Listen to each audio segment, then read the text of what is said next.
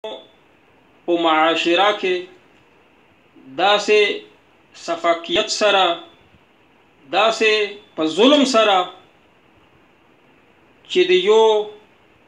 مسلمان او پښتنه مشومه هغه کم عمر مشومه سره د زیاتې وشي او بیا د قتل کړل شي او بیا د مسلمانانو په معاشره کې داسې د مسلمانانو په ملک کې ډېره د شرم خبره ده مونږ د پاره زمونږ د الکانو د پاره ځوانانو د پاره زمونږ مور او پلار د تربیت دغه نتیجه ده آیا دغه الکان هغه دغه ځوانان زمونږ مور او پلار د دې ذمہ دار نه دي چې دغه تربیت وکړي داسې واقعیات چې د فرشتي مشومه سره کم کار شوی دی پنجاب کې داسې واقعیات د مسلمانانو په معاشره کې به وو خو فاعل کار کوونکي به یهودیانو یا به عیسیانو نبی علیه الصلاۃ والسلام په دور کې یو یهودي د یو مشومه نه خار واخیستو د سرو زرو واقعیات داسې راغلي او بیا ورته سر په کاڼي باندې مات کړ نبی علیه الصلاۃ والسلام او فرمیل چې دا يهودي دی راوستل شي او د سره هم داسې عمل وشي نبی علیه الصلاۃ والسلام هله آرام وکړ چې دغه يهودي سره هم په کاڼي باندې مات کړل شي په اسلامي نظام کې د نبی علیه الصلاۃ والسلام په دور کې داسې یو ځل شي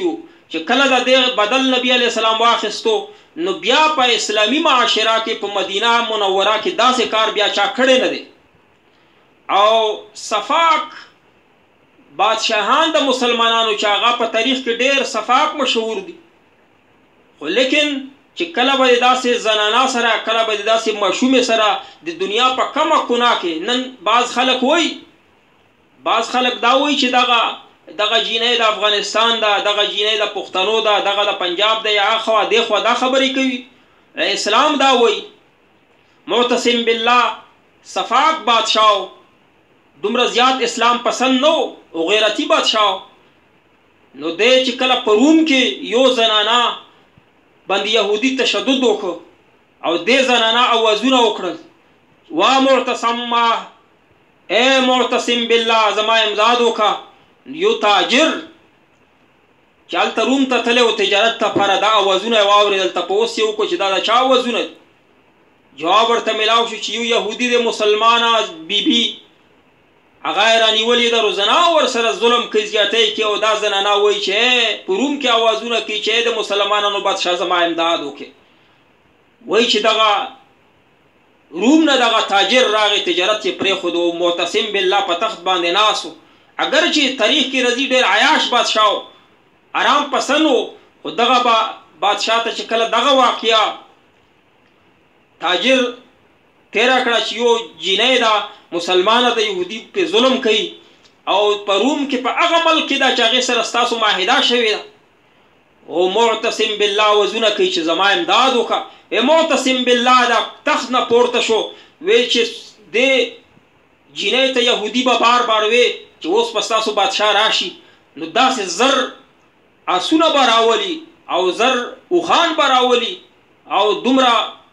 یعنی د اسلحه به راولي ته امداد ته به راشي پیغورونه یې ورکول نو معتصم بالله ووایي چې د زر یاد کړي 2000 آسونه تیار کړه او که د 2000 اوښان یاد کړي نو 4000 اوښان دې تیار کړلی نو په ارام نه ورته نه په کټ کېناستو نه په تخت کېناستو او روم ته ورغې روم والا بادشاه مخې ته راغی چې تاسو سره خو موږ معاهده کړې ده معتصم بالله وایي زه د خپل خور فریاد دپاره راغلی یم دغه یهودي ماله حوالې کړه یهودي چې کله حوالې کړه نو معتصم بالله وی خور ته وی چې زه ستاسو امداد ته راغلم یعنی مسلمانان بادشاهان اگر چې عیاش و اسلام پسند و غیرت پکې و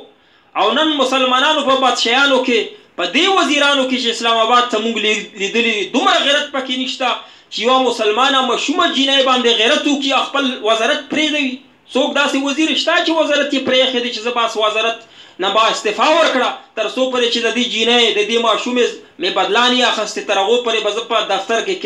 کښېنم د ایسي نه د دوی زړه کېږي چې د ایسي کمرو نه دفترونو نه بهر راوځي دا ټوله وجه دغه ده چې ځینې مسلمانان لساني علاقایي وقار دپاره تحریکونه چلوي دا هم ښه خبره ده دې تحریکونو په وجه باندې چې پښتانه د خپل پښتنو حقوق د لپاره تحریک چلوي او پښتانه ژبه ولا خپل ژبه د لپاره تحریک چلوي چې مونږ وقار مونږ ته ملاو شي، مونږ ته خپل حقوق ملاو شي. خو د مرض علاج دا نه دی. مرض علاج دا دی چې پورا نظام د لپاره تحریک وشلیږي. آیا مسلمان نن وده شوی دی دوی سره دومره قرباني پکې نشته چې اسلامي نظام د لپاره تحریک وشلی؟ هغه اسلامي نظام د لپاره چې دا د مرض دوا صرف او صرف اسلامي نظام ده چې په هغې کې یو ځل یو سړي ته د زنا په باره کې سزا میلاو شي، نو بیا به په هغه ملک کې چې داسې نظام څوک پرې موجود دي، څوک په زنا طرف ته نږدې نشي. الله پاک فرمایي ولا تقربوا الزنا، زنا ته نږدې کېږم. او دغه نظام به دغه وخت په هغه راشي چې اسلامي نظام په دې ملک کې راشي. اسلامي نظام د لپاره زموږ په پاکستان کې څومره خلک دي جنډا یې اوچته کړې ده؟ ډېر کم کسان دي، څوک لساني څوک علاقایي اوازونه اوچتوي دې دپاره. اگر چې دا بده خبره نه ده، حقوق غواړي، خو لیکن مقصد دا دی چې مسله ختموي، چې د مرض ختم شي، په ملک کې بدامني ختم شي، دهشتګردي ختم شي. داسې وړو ماشومانو دپاره که پښتانه دي او که پنجابیان دي که سند دي چې مسلمانانو سره ظلم نه کېږي، دې سره زیاتی نه کېږي، دې دپاره نظام بدلول پکار دي. او نظام بدلولو دپاره پکار دي چې زموږ مسلمانان ډوډه ځوانان زنانه دا ټول راوځي چې دغه نظام به موږ پاکستان کې نه غواړو. آیا پاکستان لا اله الا الله محمد رسول الله په نوم نه دی جوړ شوی؟ آیا قائد اعظم رحمت الله علیه دا نه ویلي چې مونږ اسلامي ملک جوړو پاکستان چې په هغې کې اسلامي نظام مونږ نافذ کړو؟ ځکه چې په هندوستان کې مونږ اسلامي نظام باندې اسلامي طور طریقو باندې عمل کول مونږ ته ممکن نه دي. آیا اوس وخت نه دی راغلی چې مونږ د قائد اعظم رحمت الله علیه د علامه اقبال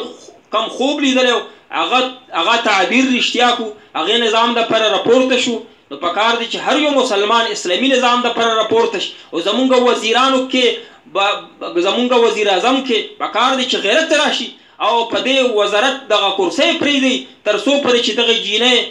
تپوس یې نه کړی، دې ماشومې تپوس یې نه کړي، چا ورسره ظلم کړی وي. په دې باندې ځینې خلک سیاست کوي، وایي دا د افغانستان دی. آیا نبي علیه صلات وسلام نه دي فرمایلي چې د مسلمانان چې په هر ځای کې مشرق و مغرب کې وای د مسلمان مثال داسې دی که جسد واحده، که په مشرق کې په یو مسلمان باندې درد دی، په مغرب کې یو مسلمان هم دردمن وي چې زما رور باندې درد دی، چې څو پرې درد په مغرب کې په مسلمان ختم شوي نه تر هغې پورې یو مشرق کې مسلمانان هم دردمن. د اسلامي نظام دپاره په خپل ملک پاکستان کې کوششونه شروع کړي او په افغانستان کې الحمدلله هم شروع دي اسلامي نظام دپاره، د هغو هم امداد وکړي. او په پاکستان کې هم اسلامي نظام دپاره کومه طریقه کار دي زمونږ علما کرام مخکې دي، مونږ ورته دعاګانې کوو، مونږ هغو سره یو انشاءالله. امید دی چې الله پاک په دې ملک اسلامي نظام څو پرې اسلامي نظام نوي راغلی شخصیت په تبدیلی سره قطعا دغه مسئلې او دغه ظلم ختمیږي نه. الله پاک ته مونږ په ملک اسلامي نظام نفذ و دایم کړي.